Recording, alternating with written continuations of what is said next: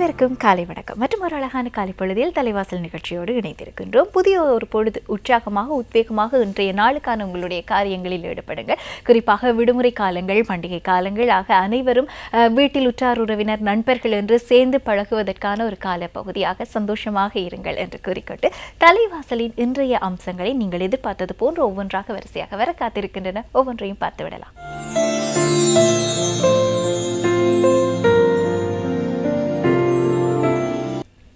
நிகழ்ச்சியின் அடுத்த அம்சமாக யாவரும் கேளீர் பகுதிக்கு வந்திருக்கின்றோம். யாவரும் கேளீர் பகுதியில் இன்று நாங்கள் குழந்தை இன்மை பற்றியதாக பேசப் போகின்றோம். இது கடந்த வார நிகழ்ச்சியின் தொடர்ச்சி என்று கூட கூறலாம். கடந்த வாரத்திலும் நாங்கள் ஒரு முறை இதை பற்றி பேசியிருக்கின்றோம். குறிப்பாக இன்றைய காலகட்டத்தில் குழந்தை இன்மை என்பது ஒரு பாரியது பிரச்சனையாக அல்லது நாங்கள் உளவியல் ரீதியாக தாக்கத்தை சந்திக்கின்ற ஒரு விடயமாக இருக்கின்றது என்றால் அது தீர்க்க முடியாத பிரச்சனை அல்ல. அது ஒரு பிரச்சனையே அல்ல. அதற்கான தீர்வுகள் இருக்கின்றன, நவீன தீர்வுகள் கூட இருக்கின்றன என்பதை விளக்குவதுதான் இன்றைய நிகழ்ச்சியின் நோக்கமாக இருக்கிறது.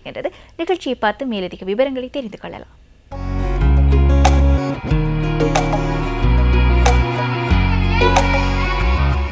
இன்றைய தினம் நாங்கள் யாவரும் கேளீரில் பேசப் போகின்ற விடயம் கடந்த வார நிகழ்ச்சியின் தொடர்ச்சி என்று கூட சொல்லலாம். காரணம், குழந்தையின்மை பற்றி நாங்கள் கடந்த வாரம் ஒரு நிகழ்ச்சியில் பேசியிருந்தோம். அது தொடர்பான சிகிச்சை முறைகள், குழந்தையின்மை என்ற பிரச்சனை என்னென்ன காரணங்களுக்காக ஏற்படுகின்றது, குறிப்பாக ஆண்களுக்கு எப்படியான காரணங்கள் தாக்கம் செலுத்துகின்றன, அதே போன்று பெண்களுக்கு எவ்வாறான காரணங்கள் தாக்கம் செலுத்துகின்றன, இவை பற்றி பேசியிருந்தோம். அதேவேளை சிகிச்சை முறைகள், குறிப்பாக புற்றுநோய் சார்ந்த நோய் அறிகுறிகளுக்கு உள்ளானவர்கள் அதன் பிற்பாடு குழந்தை பெற்றுக்கொள்வதானால் அவர்கள் எவ்வாறான சிகிச்சை முறைகளுக்கு உட்பட வேண்டும், இப்படி பல்வேறு விடயங்களையும் பேசியிருந்தோம். இருந்தாலும் அதனுடைய தொடர்ச்சியாக இன்றைய நிகழ்ச்சியில் நாங்கள் மேலும் சில விடயங்களை பேச காத்திருக்கின்றோம். அப்படியான விடயங்களை நாங்கள் யாரோடு பேச போகின்றோம் என்பதை உங்களுக்கு அறிமுகம் செய்து வைக்கின்றேன். இவர் பேராசிரியர் டாக்டர் எஸ் சாமுண்டி சங்கரி அவர்கள். இவர் இந்தியாவில், அதாவது குறிப்பாக சென்னையில் ஸ்ருதி ஹாஸ்பிட்டலினுடைய தலைவராகவும் குழந்தை இன்மை தொடர்பான சிகிச்சைகளுக்கான ஒரு விசேட வைத்திய நிபுணராகவும் தன்னுடைய சேவையை நல்கி வரும் ஒருவர். வணக்கம் அம்மா. வணக்கம். நாங்கள் ஏலவி ஒரு நிகழ்ச்சியில் இதை பற்றி பலவாறு விடயங்களை பேசியிருக்கின்றோம். குறிப்பாக இந்த குழந்தை இன்மை சார்ந்த அடிப்படை பிரச்சனைகளில் இருந்து நாங்கள் பெருமளவான விஷயங்களை பேசிவிட்டோம். இருந்தாலும் முக்கியமான மற்றொரு விடயம் இந்த கருச்சிதைவு என்பது. சிலருக்கு சிகிச்சைகளின் போது அடிக்கடி கருச்சிதைவுகள் ஏற்படுவது ஒரு இயல்பாக இருக்கின்றது. அதேவேளை சிலருக்கு சிகிச்சைகளுக்கு முன்பே அவர்களுடைய அந்த தாம்பத்தியத்தின் போது அவர்கள் கருவுற்றாலும் அந்த கருச்சிதைவு என்பது ஒரு பாரிய பிரச்சனையாக இருக்கும். அதற்காக கூட அவர்கள் சிலர் சிகிச்சைக்கு செல்ல வேண்டிய நிலை ஏற்படும். ஆக இந்த கருச்சிதைவு என்பது எந்தெந்த சந்தர்ப்பங்களில் ஏற்படுகின்றது, இதை எப்படி சிகிச்சைகளின் மூலம் நிவர்த்திக்க முடியும் என்பது பற்றி பேசலாமா? இப்போ ஐவிஎஃப் என்ற முறையில் இப்போ டெஸ்ட் பேபி பண்ணி அவங்களுக்கு குழந்தை உண்டாகும். வெரி டிஃபிகல்ட்டான ரொம்ப கஷ்டமான இதெல்லாம் பண்ணி இன்ஜெக்ஷன்ஸ் எல்லாம் போட்டு அவங்களுக்கு இந்த சிகிச்சை முறைகள் எல்லாம் பண்ணி குழந்தை உண்டாகும். ஆனால் அவங்களுக்கு கருச்சிதைவு ஏற்பட வாய்ப்பு இருக்கிறது. ஸோ அது பெரும்பாலான காரணங்கள் இந்த அப்நார்மல் எம்ப்ரியோஸ், அதாவது குறைபாடு உள்ள எம்ப்ரியோஸ் இது பண்ணுற சமயத்தில் அப்படி ஆகலாம். அப்படி இல்லைன்னா அந்த முட்டையிலையோ இல்லாட்டி ஸ்பெர்ம்லேயோ அந்த உயிரணுக்களையோ ஜெனட்டிக்காக குறைபாடுகள் இருந்தாக்கா அந்த மாதிரி ஆக வாய்ப்பு இருக்கிறது. இப்போ கருச்சிதைவுன்னு எடுத்துக்கிட்டாக்கா ஏர்லியாக, அதாவது பிலோ 12 வீக்ஸ் அந்த மாதிரி 12 வாரத்துக்கு முன்னாடி ஆகிற கருச்சிதைவுகளை பார்த்தாக்கா அது 15% அந்த மாதிரி ஆகும். 100 பேர் கரு விட்டுறாக்கா அதில் 15 பேருக்கு அந்த மாதிரி கருச்சிதைவு ஏற்படலாம். அந்த 15 பேரில் 85% இந்த இது ஜெனட்டிக் காரணங்களால் இருக்கலாம், குரோமோசோமல் அப்னார்மாலிட்டினால இருக்கலாம். ஸோ அவங்களுக்கு இந்த மாதிரி வர கப்பலுக்கு குரோமோசோமல் டெஸ்ட் பண்ண வேண்டியது மிக அவசியம். அது இல்லாமல் ஆண்களுக்கு பார்க்குற சமயத்தில் ஒய் மைக்ரோ டெலிஷன் சொல்லிட்டு இருக்குது. அவங்களுடைய ஒய் குரோமோசோமில் சில இடங்கள் டெலீட் ஆகிருக்கும், அந்த ஜீன்ஸ் டெலீட் ஆகிருக்கும். ஸோ அந்த மாதிரி இருந்தாக்கா அவங்களுக்கு இந்த மாதிரி ரிப்பீட்டடாக அபார்ஷன் அவங்க மனைவிக்கு ஏற்படக்கூடிய வாய்ப்பு இருக்கிறது. அது இல்லாமல் டிஎன்ஏ ஃப்ராக்மெண்டேஷன் சொல்கிறது, அதாவது அந்த பெண்ணுக்கு அந்த ஆணுக்கு உயிரணுவில் அவர் உயிரணுக்கு அந்த டிஎன்ஏ ஃப்ராக்மெண்ட் ஆகிடும். அது மெயினாக ஸ்ட்ரெஸ்னால், இப்போ அவங்களுக்கு ஒர்க் ஸ்ட்ரெஸ்னால் இருக்கலாம், லைஃப் இதில் ஏதாவது ஸ்ட்ரெஸ் இருக்கலாம். அந்த மாதிரி அதனால் அந்த ஸ்ட்ரெஸ் இருக்கிற சமயத்தில் இவங்களுக்கு இந்த டிஎன்ஏ ஃப்ராக்மெண்டேஷன் அதிகமாகும். அது இல்லாமல் ஸ்மோக்கிங், அப்புறம் ஆல்கஹாலிசம், இதெல்லாம் அதை இன்க்ரீஸ் பண்ணும் இந்த டிஎன்ஏ ஃப்ராக்மெண்டேஷன். ஸோ இந்த ரெண்டு முக்கியமான டெஸ்ட் இப்போ ஆண்களுக்கு பண்ணி கண்டுபிடிக்கலாம். அது ஆண்கள் வந்து அதுக்கான காரணமாக இருக்கிறாங்களான்னு. பெண்களுக்கு வந்து இந்த கருச்சிதைவு வந்து எதனால் ஆகுதுன்னு சொல்லிட்டு நம்ம டீப்பாக போய் பார்க்குற சமயத்தில் ஃபஸ்ட்டு கேரோடைப்பிங் பண்ணலாம். அதில் வந்து பெண்களுடைய கேரோடைப் வந்து 46XX, அதாவது அவங்களுக்கு 2 X குரோமோசோம்ஸ் இருக்கும். ஆண்களுக்கு வந்து X and Y குரோமோசோம்னு இருக்கும். இந்த X குரோமோசோமில் வந்து ஏதாவது டெலிஷன்ஸ் இருந்தாக்கா இவங்களுக்கு வந்து இந்த மாதிரி அபார்ஷன்ஸ் ஆகக்கூடிய வாய்ப்பு இருக்குது. அது இல்லாமல் ஆண்களுக்கு வந்து பேலன்ஸ் டிரான்ஸ்லொகேஷன் இருக்குது. அதாவது ஒரு குரோமோசோம்லேருந்து இன்னொரு குரோமோசோமுக்கு வந்து டிரான்ஸ்லொகேட் ஆகிடும். பேலன்ஸ் இதுலேருந்து இதில் இருக்கிறது அதுக்கு போகும், அதுலேருந்து இதுக்கு வரும். அதாவது பெண்களுடைய குரோமோசோம்லேயும் ஏதாவது டெலிஷன்ஸ் இருக்கலாம். ஸோ அந்த மாதிரி இருக்கிற சமயத்தில் இந்த மாதிரி கருவுறாமல் போக வாய்ப்பு இருக்கிறது. அது இல்லாமல் பெரும்பாலான காரணங்கள்னு பார்த்தாக்கா கருப்பையில் வந்து நிறைய கட்டிகள் இருந்தாக்கா இந்த மாதிரி அபார்ஷன்ஸ் ஆகலாம். அது மாதிரி எண்டோமெட்ரியோசிஸ் இருந்தாலும் அடிக்கடி அபார்ஷன்ஸ் ஆகலாம். இதுக்கு வந்து முக்கியமான டெஸ்ட் வந்து இந்த ஹிஸ்டோஸ்கோப்பி, நான் ஆல்ரெடி சொன்ன மாதிரி. அது அதாவது ஏதாவது டெஃபினட் ரீசன் இருக்குதுன்னு சொல்லி நம்ம கண்டுபிடிச்சா, சப்போஸிங் அவங்களுக்கு வந்து இப்போ ஃபைப்ராய்ட்ஸ் நிறையா இருக்குது, பெருசாக இருக்குதுனாக்கா அதை கட்டாயமாக மயமக்டமின்ற செய்முறையில் லாப்ரோஸ்கோப்பி வழியாகவும் செய்யலாம், இல்லாட்டி சின்னதாக ஓப்பன் பண்ணியும் செய்யலாம். அதே மாதிரி எண்டோமெட்ரியோசிஸ் இருந்தாக்கா அந்த சாக்லேட் சிஸ்டெல்லாம் ரிமூவ் பண்ணிவிட்டு அந்த எண்டோமெட்ரியோட ஸ்பாட்ஸ் எல்லாம் நம்ம வந்து இது காட்ரி பண்ணிட்டாக்கா அவங்களுக்கு அது நல்லா க்யூர் ஆகிடும். ஃபாலோயிங் தட் அவங்களுக்கு ஒரு இன்ஜெக்ஷன், அதாவது இந்த ஜிஎன்ஆர்ஹெச் அனலாகுன்னு சொல்லிட்டு ஒரு இன்ஜெக்ஷன் இருக்குது, அது போட்டாக்கா அவங்களுக்கு கம்ப்ளீட்டாக கொஞ்சம் க்யூர் இருக்கும். ஆனால் இதுக்கு ட்ரீட்மெண்ட், இந்த எண்டோமெட்ரியோசிஸ்க்கு வந்து ட்ரீட்மெண்ட் கொடுத்துட்டு அந்த 1 year பீரியடுக்குள்ளே அவங்க கன்சீவ் ஆக ட்ரை பண்ணணும். நம்ம தான் ட்ரீட்மெண்ட் கொடுத்துட்டோமே அதனால் வந்து நமக்கு தானாக உண்டாயிடும்னு சொல்லிட்டு அவங்க இருக்கக்கூடாது. ஸோ அது ட்ரீட்மெண்ட் இருக்கிற பீரியட்லேயே, ட்ரீட்மெண்ட் முடிஞ்ச உடனே அவங்க வந்து இந்த ஃபெர்டிலிட்டி ட்ரீட்மெண்ட், அதாவது குழந்தை பேருக்கான ட்ரீட்மெண்ட்டை உடனே ஆரம்பிக்கணும். அது ரொம்ப முக்கியம். அது இல்லாமல் இப்போது ஹிஸ்டாஸ்கோப்பி மூலமாக வந்து கண்டுபிடிக்கலாம். செப்டம்னு இருக்குது, கஞ்சனேட்டலாகவே இப்போ வந்து பிறவிலேயே அவங்களுக்கு வந்து நடுவில் ஒரு தடுப்புச்சுவர் மாதிரி இருக்கும். கர்ப்பப்பை வந்து 2 பகுதியாக இருக்கும், நடுவில் ஒரு தடுப்புச்சுவர் இருக்கும். அப்படி இல்லைன்னா பைகார்னட் யூட்ரஸ், 2 ஹார்ன் மாதிரி இருக்கும், ஆனால் நடுவில் ஒரே சர்விக்ஸ் இருக்கும். யூட்ரஸ் டைடல் ஃபேஸ்ன்னு இருக்குது, 2 கர்ப்பப்பையாக இருக்கும், அது ஒன்றா சேராமல் இருக்கும். ஸோ இந்த மாதிரி நிறைய அப்நார்மல், பிறவிலேயே அந்த கோளாறுகள் இருக்க வாய்ப்பு இருக்கிறது. அதுக்கெல்லாம் வந்து நம்ம சர்ஜிக்கலாக அது வந்து சர்ஜிக்கல் மெத்தட்ஸில் அதை கரெக்ட் பண்ண முடியும். கருப்பை உள்ளே வந்து கட்டி இருந்தாக்கா அதை வந்து ஹிஸ்டோஸ்கோப்பி வழியாக அதை எடுத்துடலாம். அது இல்லாமல் அடிஷன்ஸ் இருந்தாலும், அந்த ஒன்றோடு ஒன்று ஒட்டுதல் இருந்தாலும் அதை ரிமூவ் பண்ணிட்டாக்கா அவங்களுக்கு வந்து இந்த ஃபிசிக்கலாக இருக்கிற ப்ராப்ளத்தால் உண்டாகக்கூடிய கருச்சிதைவில் வந்து ப்ரிவென்ட் பண்ண முடியும். இது இல்லாமல் முக்கியமான இன்னொரு காரணம் இருக்குது என்னென்னா, அந்த பெண்ணுக்கு வந்து இந்த ரத்தம் வந்து திக்காக இருக்கிறது. அந்த யூஸ்வலாக நார்மலாக இருக்க வேண்டிய ஃப்ளோ இருக்காது, அது வந்து கொஞ்சம் திக்காக இருக்கிறதுனால அந்த குழந்தைக்கு வந்து அந்த ரத்த ஓட்டம் வந்து இருக்காது. அதனால அவங்களுக்கு அபார்ஷன் ஆகக்கூடிய சான்ஸ் இருக்குது. அது வந்து த்ராம்போஃபிலியான்னு சொல்லணும். அது வந்து அவங்களுக்கு கஞ்சனேட்டலாகவே இருக்கலாம், பிறவிலேயே வந்து இருக்கலாம், அப்படி இல்லைன்னா அக்வயர்டாக இருக்கலாம், அதுக்கப்புறமா லேட்டராக அவங்களுக்கு வந்து அது வந்திருக்கலாம். பிறவிலேயே இருக்கிறது வந்து இந்த புரோட்டீன் C, புரோட்டீன் S நல்லா இருக்குது, அதை வந்து அதிகமாக இருக்கான்னு சொல்லி பார்க்குறது. அது இல்லாமல் அவங்களுக்கு வந்து இந்த 5 factor லேடன்னு இருக்குது, அந்த மாதிரி ஏதாவது குறைவு இருக்குதான்னு பார்க்கலாம். அக்வயர்டு இல்லைன்னு பார்க்குற சமயத்தில் antiphospholipid antibodies, anticardiolipin antibodies, B1 B2 cardiolipin antibodies, இதெல்லாம் பார்க்குற சமயத்தில் நமக்கு வந்து அவங்களுக்கு வந்து அக்வயர்டாக அதாவது இந்த மாதிரி வந்திருக்கிறதான்னு பார்க்கலாம். அது இல்லாமல் டார்ச் இன்ஃபெக்ஷன்ஸ், சிலர் வந்து பெட்ஸ் வீட்டில் வந்து வச்சுருப்பாங்க, கேட்டு, இந்த பூனை, ஆறு நாய், அப்படிலாம் பேரட்ஸ், இந்த கிளிகள் எல்லாம் வளர்ப்பாங்க. அதுலேருந்து டாக்ஸோபிளாஸ்மோசிஸ்னு ஒரு இன்ஃபெக்ஷன் வரலாம். அது வர சமயத்தில் இந்த மாதிரி கருச்சிதைவுகள் ஏற்படலாம். ஸோ அது அவங்களுக்கு அந்த மாதிரி ஏதாவது இருக்குதான்னு சொல்லிட்டு பார்க்க வேண்டிய மிக அவசியம். அது இல்லாமல் இப்போ அந்த பெண்ணு கருவுற்ற உடனே அவங்களுக்கு வந்து ஒரு 12 வாரங்களுக்கு முன்னாடியே நிஃப்டின்னு ஒரு டெஸ்ட் இருக்குது. அதாவது நிஃப்டினாக்கா நான் இன்வேசிவ் ப்ரெக்னன்சி டெஸ்ட்டுன்னு சொல்லிட்டு ஃபார் ட்ரைசோமி. அதாவது ட்ரைசோமின்னாக்கா இந்த அப்நார்மல், இந்த ட்ரைசோமி 13, 18 அண்ட் 21 இருக்குது. அதாவது எக்ஸ்ட்ரா ஒரு குரோமோசோம் இருக்கும் அவங்களுக்கு. அந்த மாதிரி இருக்கிற சமயத்தில் குழந்தை மென்டல் ரிட்டார்டேஷனை பிறக்கும். அது கரைச்சதிவு ஏற்படும், அதிக வாய்ப்பு இருக்குது. ஸோ அதுக்கு வந்து அம்மாவுடைய அந்த பிளட்லேருந்தே பிளட்டை எடுத்து அதில் வந்து குழந்தையினுடைய ஜெனட்டிக் மெட்டீரியல் வந்து டிஎன்ஏ வந்து சர்க்குலேட் ஆகிட்டுருக்கும். ஸோ அந்த டிஎன்ஏ வந்து பிரித்து எடுத்து அதை கன்ஸ்ட்ரக்ட் பண்ணி பார்க்குறப்போ அந்த குழந்தைக்கு அந்த ட்ரைசோமி இருக்கா, ட்ரைசோமி 18, 13, 21 இருக்கான்னு சொல்லி தெரிஞ்சிடும். அந்த மாதிரி இருந்தாக்கா 12 வாரங்களுக்கு முன்னாடியே அந்த கரைச்சதைவை நம்மளே பண்ணிடலாம். ஸோ இந்த மாதிரி இந்த குழந்தைகள் பிறந்தாக்கா பிற்காலத்தில் அவங்க பேரண்ட்ஸுக்கும் கஷ்டம், அவங்களுக்கும் கஷ்டம். அதனால் கஷ்டம். அதனால வந்து 12 வாரங்கள் இப்போ லேட்டஸ்ட்டாக அந்த டெஸ்ட்லாம் வந்திருக்கிறதுனால அதை நம்ம யூஸ் பண்ணி அதை பயனடையலாம். ஸோ அதை இந்த இப்போ வந்து கெரியர் ஜெனட்டிக் டெஸ்டிங்னு சொல்லிட்டு இருக்குது.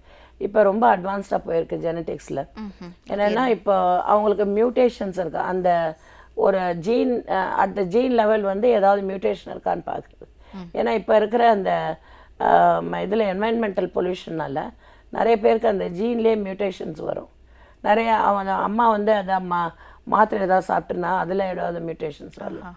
ஸோ அந்த மாதிரி இருக்கிறப்ப அந்த மாதிரி இருக்குதான்னு பார்க்குறதுக்கும் இப்போ டெஸ்ட் எல்லாம் இருக்குது. பிறவியிலேயே அந்த பெண்ணுக்கோ இல்லாட்டி அவங்களோட கணவருக்கோ அந்த மாதிரி இருக்குதான்னு பார்க்குறதுக்கு ஒரு கேரியர் டெஸ்டிங்னு இருக்குது. அது பண்ணுற சமயத்தில் அந்த மாதிரி மியூட்டேஷன்ஸ் ஆல்ரெடி அம்மாவுக்கும் இவங்களுக்கும் இருந்தாக்கா அதை வந்து நம்ம முன்னாடியே வந்து அதை இது பண்ணிக்கலாம். குழந்தை இன்மை தொடர்பான விடயங்களை நாங்கள் தொடர்ந்து பேசிக்கொண்டிருக்கின்றோம். இது கடந்த வார நிகழ்ச்சியின் தொடர்ச்சியாக நாங்கள் பேசிக்கொண்டிருக்கின்றோம் என்பது உங்களுக்கு ஏற்கனவே தெரிந்த விடயம். அந்த அடிப்படையில் நாங்கள் கருச்சிதைவுக்கு எங்களுடைய புறக்காரணிகள் எவ்வளவு தூரம் தாக்கம் செலுத்துகின்றன, எங்களுடைய அன்றாட பழக்க வழக்கங்களாகட்டும் அல்லது எங்களுடைய கருத்தியல்கள், எண்ணப்பாங்குகள் எப்படியான தாக்கங்களை இந்த விடயத்தில் செலுத்துகின்றன என்பது பற்றியும், அதிலிருந்து நாங்கள் விடுபடுவதானால் அதற்கு செய்ய வேண்டிய வழிமுறைகள், அதை பற்றியும் பேசலாம். சொல்லுங்க டாக்டர். நீங்கள் இந்த கருச்சிதைவு வந்து சில பெண்களுக்கு வந்து இனரண்டாகவே அவங்க கருப்பை வாய், அதாவது அந்த சர்விக்ஸ்ன்றது வந்து ரொம்ப ஷார்ட்டாக இருக்கும், அது இல்லாமல் ஓப்பனாகவும் இருக்கும். ஸோ அந்த மாதிரி இருக்கிறப்ப அவங்களுக்கு கருச்சிதைவு ஏற்படுறது வந்து ரொம்ப சீக்கிரமாக நடந்துடும். அதனால் அந்த மாதிரி இருக்கிற பெண்களுக்கு வந்து நாங்கள் முன்னாடியே கண்டுபிடிச்சி அது 3 சென்டிமீட்டருக்கு அந்த சர்வைக்கல் லென்த்துன்னு சொல்கிறது, அந்த கருப்பை வாய் இருக்கு இல்லையா, அதுலேருந்து கருப்பை வரைக்கும் இருக்கிறது சர்வைக்கல் லென்த்துன்னு சொல்கிறது. அது வந்து 3 சென்டிமீட்டருக்கு மேலே இருக்கணும். அதுக்கு கீழே இருந்தாக்கா நாங்கள் முன்னாடியே வந்து ஒரு ஸ்டிச் பண்ணிவிடுவோம். அது ஷிரோட்கஸ் டெஸ்ட்டு, ஷிரோகஸ் செய்முறை இருக்குது. இல்லாமல் வேர்ம் ஸ்டிச்சுன்னு சொல்லுது. சிம்பிளாக வந்து சர்வைக்கல் டைட்டனிங், அந்த கருப்பை வாய் வந்து ஓப்பன் ஆகாதபடி அதை டைட்டன் பண்ணிடலாம். இந்த மாதிரி வந்து இருக்கிற பெண்களுக்கு வந்து அதிகமாக வந்து அவங்க வீட்டு வேலைகள் செய்யக்கூடாது, கடினமான வேலைகள் செய்யக்கூடாது, ட்ராவல் அதிகமாக பண்ணக்கூடாது, நெடுந்தூரம் இதெல்லாம் ட்ராவல் பண்ணக்கூடாது. இதெல்லாம் முக்கியம், அவசியம். அது இல்லாமல் அவங்களுக்கு வந்து சில ஹார்மோன்ஸ் எல்லாம் கொடுப்போம்.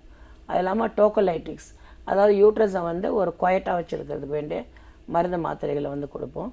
அதெல்லாம் பண்ணி அவங்களுக்கு வந்து ஒரு 34-36 வீக்ஸ் வரைக்கும் அவங்கள கொண்டு வந்துட்டு அப்புறம் அவங்களுக்கு டெலிவரி பண்ணிக்கலாம். நார்மலாகவும் பண்ணலாம், இல்லாட்டி சிசேரியன் செக்ஷனும் பண்ணலாம். பட் இந்த மாதிரி கர்ப்பப்பை வாய் திறந்திருக்கிறது வந்து இனரண்ட்லி சில பேருக்கு பிறவிலேயே இருக்கும். அதை முன்னாடியே கண்டுபிடிச்சி அதை டைட்டன் பண்ணாக்கா அது பெட்டராக இருக்கும். அது இல்லாமல் மற்ற சில அதான் ஆல்ரெடி சொன்ன மாதிரி இந்த ஜெனட்டிக் டெஸ்ட் அதெல்லாம் பண்ணலாம். அது இல்லாமல் ஒரு ஹெச்எஸ்ஜின்னு சொல்லிட்டு ஒன்று இருக்குது, ஹிஸ்டோசல்ஃபங்கோகிராம். கீழே வந்து ஒரு எக்ஸ்ரே, ஒரு டை புஷ் பண்ணி எக்ஸ்ரே எடுத்தாக்கா அவங்களுக்கு வந்து கருப்பையில் வந்து ஏதாவது குறைபாடுகள் இருக்குதான்னு தெரியும். அது இல்லாமல் கருப்பை வாய் திறந்துருக்குதான்னு தெரியும். அதை வச்சுட்டு நம்ம ட்ரீட்மெண்ட் கொடுக்க வாய்ப்பு இருக்குது. சரி, அதேவேளை காஸ்மெட்டிக் கைனகாலஜி என்ற ஒரு விடயத்தை நீங்கள் கூறியிருந்தீர்கள். அது தொடர்பான விடயம் என்ன, அதில் உட்புகுத்தப்பட்டிருக்கின்ற சிகிச்சை முறைகள், அவ்வாறான சிகிச்சை முறைகளுக்கான காரணங்கள், யாருக்கு அந்த சிகிச்சை முறைகள் தேவைப்படுகின்றன, அதை பற்றி கூறுங்களேன். காஸ்மெட்டிக் கைனகாலஜின்றது வந்து இப்போ ரொம்ப கம்மிங் அப் ஃபீல்டு. அது இதுக்கு இந்த ட்ரீட்மெண்ட் கொடுக்கறதுக்கு வந்து நிறைய பேர் யூகே, யூஎஸ் எல்லாம் போகிறாங்க. அதுக்கெல்லாம் நிறைய செலவாகுது. பட் நாங்கள் அதை வந்து சென்னையில் நாங்கள் ஒரு 2 பேர் தான் அதை வச்சுருக்குறோம் அந்த லேசர் ட்ரீட்மெண்ட்டுக்கு. அது என்னன்னாக்கா பெண்கள் வந்து இப்போ டெலிவரி ஆன பிறகோ இல்லாட்டி ஏதாவது சர்ஜரி பண்ண பிறகோ அப்படி இல்லைன்னா அவங்க 50 வயதுக்கு மேலே இருக்கும்போதும் அவங்களுக்கு வந்து இந்த எஸ்யூஐ அதாவது ஸ்ட்ரெஸ் யூரினரி இன்கான்டினன்ஸ் அதாவது தும்மும்போது இருமும்போது சிரிக்கும்போது வெயிட் ஏதாவது தூக்கும்போது அந்த மாதிரி ஏதாவது ஸ்ட்ரெயின் பண்ணும்போது அவங்களுக்கு யூரின் அவங்களுக்கே தெரியாமல் லீக் ஆகும். ஸோ அதனால் பார்த்தீங்கன்னாக்கா அடல்ட் டைப்பர்ஸ் யூசேஜ் வந்து அதிகமாகினே போகுது. இப்போ குழந்தைங்களுக்கு டைப்பர்ஸ் யூஸ் பண்ணுறாங்கல்ல, அது மாதிரி அடல்ட் டைப்பர் யூசேஜ் வந்து அதிகமாகிட்டே போகுது. ஸோ இந்த யூரினரி ஸ்ட்ரெஸ் இன்கான்டினன்ஸ்க்கு வந்து இந்த லேசர் ட்ரீட்மெண்ட் வந்து ரொம்ப ரொம்ப ரொம்ப ஈஸியான ஒரு ட்ரீட்மெண்ட் அது. It's called a coffee break procedure. அதாவது ஒரு காஃபி பிரேக்கில் வந்து இப்போ நீங்கள் வேலை செஞ்சிட்ருக்கலாம், நடுவில் வந்து ஒரு 10 மினிட்ஸ் 20 மினிட்ஸ் காஃபி பிரேக்குன்னா அந்த சமயத்தில் போயிட்டு அதை செஞ்சுட்டு வந்துடலாம். It's only a 10 minutes procedure. அது வந்து லேசரை வந்து ஒரு அதுக்கு ஒரு லேசர் இன்ஸ்ட்ருமெண்ட்டு மேலே வந்து ஒரு இதை பொருத்திட்டு ஒரு கவரை பொருத்திட்டு அதை வந்து அந்த பிறப்பு வழி பாதையில் செலுத்தி அந்த லேசரை பாஸ் பண்ணுறப்ப லேசிங்னு சொல்கிறது அது பாஸ் பண்ணுறப்போ அந்த வெஜனல் கெனால் அதாவது அந்த பர்த் கெனாலில் இருக்கிற கொலாஜன் வந்து முதல்ல ஆல்ரெடி டெலிவரியாலேயோ இல்லாட்டி மற்ற காரணங்களாலேயோ லூஸ் ஆகிருந்ததுனாக்கா அது வந்து அந்த நியூ கொலாஜன் ஃபார்மேஷன் ஆகும். அந்த கொலாஜன் ஃபார்மேஷன் ஆகிறதுனால அது நல்லா டைட்டன் ஆகிடும். அதனால் வந்து இந்த யூரினரி இன்கான்டினன்ஸ் எல்லாம் வந்து நிறைய இது பண்ண வாய்ப்பு இருக்கிறது. நிறைய பெண்களுக்கு வந்து ரிப்பீட்டடாக யூரினரி ட்ராக்ட் இன்ஃபெக்ஷன் வரும், அடிக்கடி யூரின் இன்ஃபெக்ஷன் வரும். அதனால் கஷ்டப்படுவாங்க. நிறைய பேருக்கு வந்து வெஜைனல் டிஸ்சார்ஜ் நிறைய பேருக்கு இருக்கும்.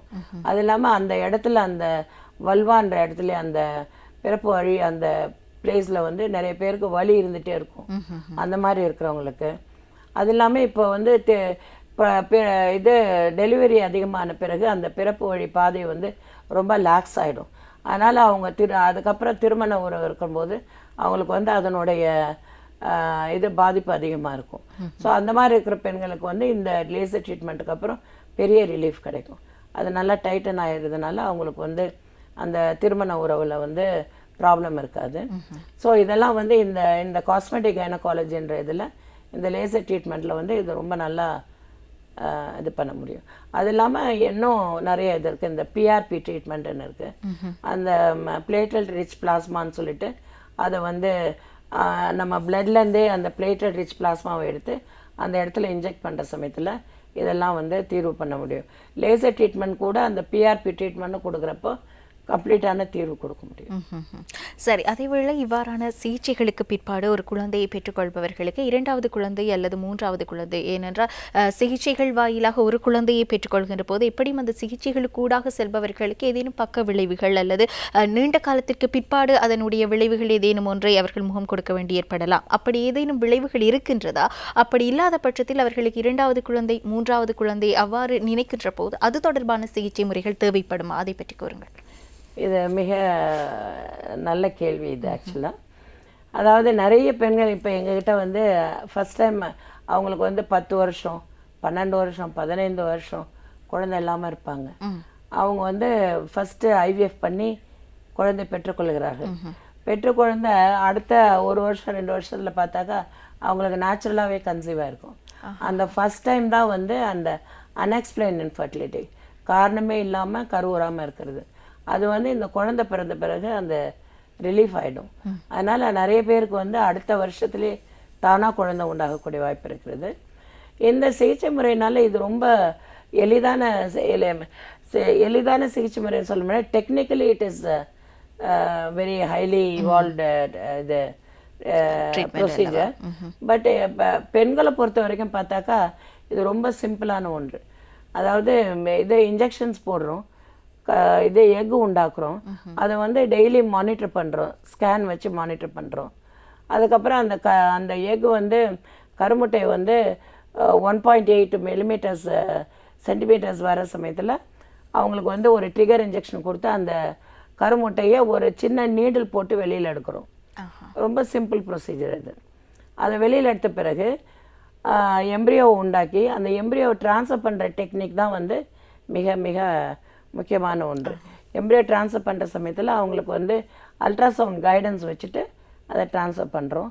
அது ப்ராப்பராக நல்ல 1.5 சென்டிமீட்டர் பிலோ த ஃபண்டஸ் பண்ணுற சமயத்தில் சக்ஸஸ் வந்து அதிகமாக இருக்குது. ஸோ அந்த மாதிரி அது வந்து ரொம்ப சிம்பிள். இந்த ஐயுஐன்னு சொல்லிட்டு ஒரு பண்ணுவோம் இல்லையா, இன்ட்ராயூட்ரன் இன்செமினேஷன் சொல்லிட்டு ஒன்று பண்ணுவோம். அது அது அது வந்து ரொம்ப ஈஸியான டெக்னிக். அந்த அளவு தான் அந்த எம்ப்ரியோ ட்ரான்ஸ்ஃபர் டெக்னிக். ஸோ இந்த மாதிரிலாம் வந்து இதனால் வந்து அவங்களுக்கு பெண்களுக்கு வந்து மிகப்பெரிய பாதிப்பு ஒன்றும் உண்டாகாது. நிறைய பெண்கள் வந்து நிறைய தடவை பண்ணிக்கிறதுனால அவங்களுக்கு வந்து அந்த ஹார்மோன் எஃபெக்ட் இருக்கலாம். ஒரு 6 டைம் வரைக்கும் இட்ஸ் அலவுட். அதுக்கு மேலே வந்து அவங்களுக்கு ஸ்டிமுலேஷன் பண்ணிக்கக்கூடாது. ஆனால் லிட்ரேச்சரில் பார்த்தாக்கா ஈவன் 17வது முறை கூட ஒரு பெண்ணு கன்சீவாக இருக்கிறாங்க. If you go into Google and see, 17வது முறை பண்ணிட்டு கன்சீவ். ஆனால் அவ்வாறு செய்வது ஆரோக்கியமானது தானா? ஒரு 6 முறைக்கு மேலே பண்ணிவிட்டு அதுக்கப்புறம் என்ன காரணங்கள்னு கண்டுபிடிச்சி அதுக்கு வேண்டிய இது பண்ணோம். இப்போ இந்த மாதிரி 6 முறைகளுக்கு மேலே அவங்க கன்சீவ் ஆகலைன்னாக்கா அந்த பெண்களுக்கு வந்து எக் டொனேஷன் பண்ணலாம். அதாவது அவங்களோட எக்குக்கு பதில் வேற ஹெல்த்தியான ஒரு எக் டோனரோட எக் எடுத்து அதுக்கு அவங்க கணவரோட கருமுட்டை கூட சேர்த்து அது கருவான பிறகு அவங்களுக்கு பதிக்கலாம். அதில் வந்து இந்த ரிப்பீட்டட் ஃபெயிலியர்ஸு, ரிப்பீட்டட் அபார்ஷன்ஸ் இதெல்லாம் அதில் நல்ல தீர்வாக இருக்கும்.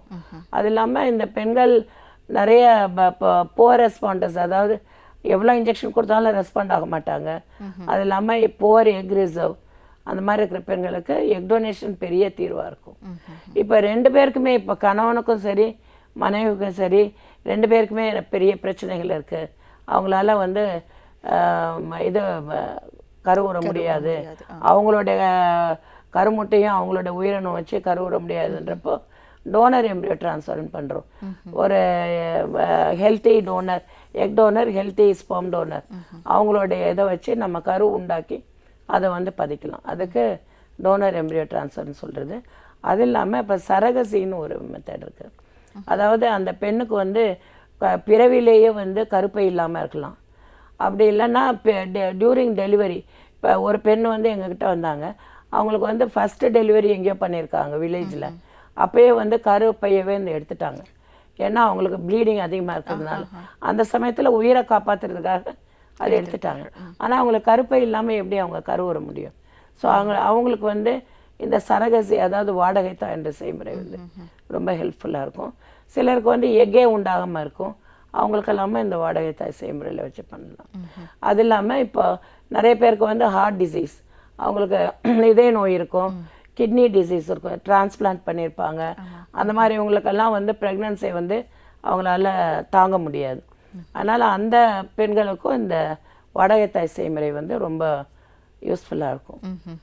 எப்படி பார்த்தாலும் குழந்தையின்மை என்பது ஒரு தீர்க்க முடியாத குறை அல்ல, அதற்கு ஏதோ ஒரு வழியில் தீர்வு இருக்கு, ஏதோ ஒரு வழியில் தீர்வு இருக்கிறது. யாருக்குமே குழந்தை இல்லைன்ற அந்த கஷ்டம் தேவையில்லை. நிறைய செய்முறைகள்லாம் அவங்கள இது பண்ணலாம். அஃப்கோர்ஸ் எல்லாம் பண்ணிவிட்டு அதுலேயும் அவங்களால முடியலன்னாக்கா அடாப்ஷன் இருக்குது. குழந்தை இல்லாத தம்பதியரும் அப்பா அம்மா இல்லாத குழந்தைகளை இணையும் போது அது ஒரு பெரிய சந்தோஷமான சூழ்நிலை. அதனால் வாழ்க்கையில் வந்து கஷ்டப்படுற குழந்தைங்களுக்கு வந்து வாழ்வு கொடுக்கறது பெரிய விஷயம். So adoption is the final answer. சிறப்பம்மா.